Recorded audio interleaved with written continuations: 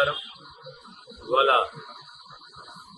Bodhan division పోలీసులు, ముఖ్యంగా Bodhan rural పోలీసులు 29వ తారీఖున దొరికిన అనుమానాస్పద స్థితిలో దొరికిన ఒక 6 ఏళ్ల పాప, మృతి చెందిన పాప యొక్క కేసుని చేయడం జరిగింది. విషయానికి వస్తే 29 జనవరి మనకి ఏఆర్పి క్యాంప్ దగ్గర B46/8 నిజాం సాగర్ కాలువలో ఒక 6 ఏళ్ల పాప మృతదేహం కనపడింది. అనుమానాస్పద పరిస్థితుల్లో అమ్మాయి ఆడ చనిపోయి ఉండడం, దాని మీద మనకి ఇన్ఫర్మేషన్ వస్తే ఇమీడియట్ గా అంటే చిన్న ఏసీపీ గారు, తర్వాత సిఐ అండ్ ఎస్ఐలు సీన్ కి వెళ్ళడం జరిగింది. అనుమానాస్పద మృతిగా దాన్ని భావించి అది ఎట్లా చనిపోయింది, అది కారణం ఏంటి అనే దాంట్లో ఇన్వెస్టిగేషన్ కి ఒక 3 టీంలు అరేంజ్ చేయడం జరిగింది.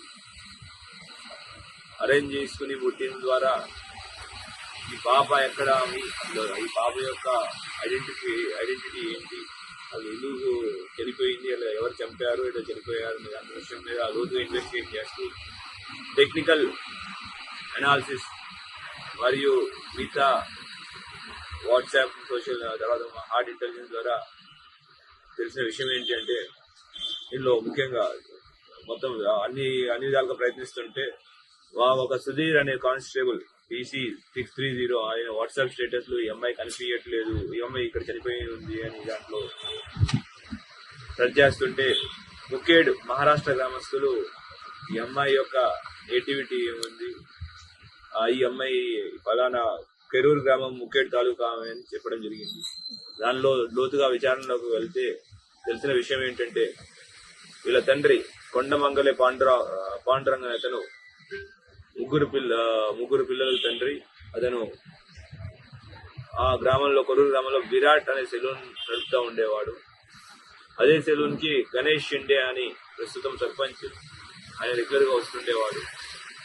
వీళ్ళ డిస్కషన్లు ఏంటి అంటే, ఒక 6 నెలల్లో మహారాష్ట్రలో గ్రామ పంచాయతీ ఎలక్షన్స్ ఉన్నాయి, కానీ ఎలక్షన్స్ లో పోటీ పడాలి అంటే 2 పిల్లలే ఉండాలి అనే ఒక నియమం ఉంది.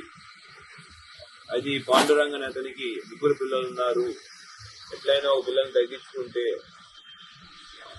వాళ్ళు పోటీ పడే అవకాశం ఉందనే దాంట్లో చాలా ప్రయత్నాలు చేశారు. ఫస్ట్ వేరే వాళ్ళకి దత్తత ఇవ్వడానికి ట్రై చేశారు, వేరే వాళ్ళ దగ్గర పెంచడానికి కూడా బాగా ప్రయత్నం చేశారు. పూణే కార్పొరేషన్ ఆఫీస్ కూడా వెళ్ళి ప్రయత్నం చేశారు.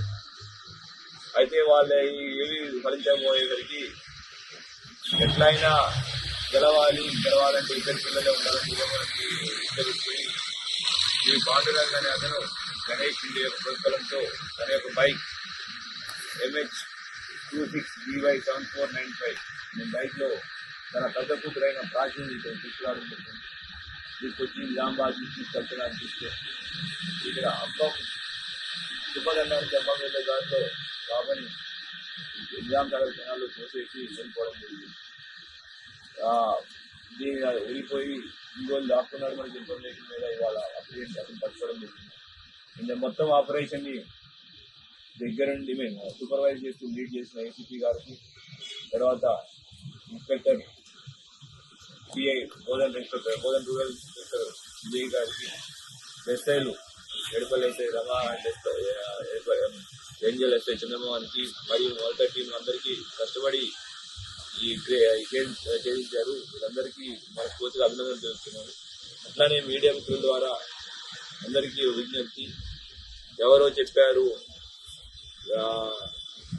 లేదంటే క్రిమినల్ యాక్టివిటీస్ ద్వారా ఎటువంటి పదవిని పొందలేరు, ఒకవేళ ఎటువంటి యాక్టివిటీస్ చేస్తే గ్యారంటీ కఠినాలు ఫాలో అవుతారు.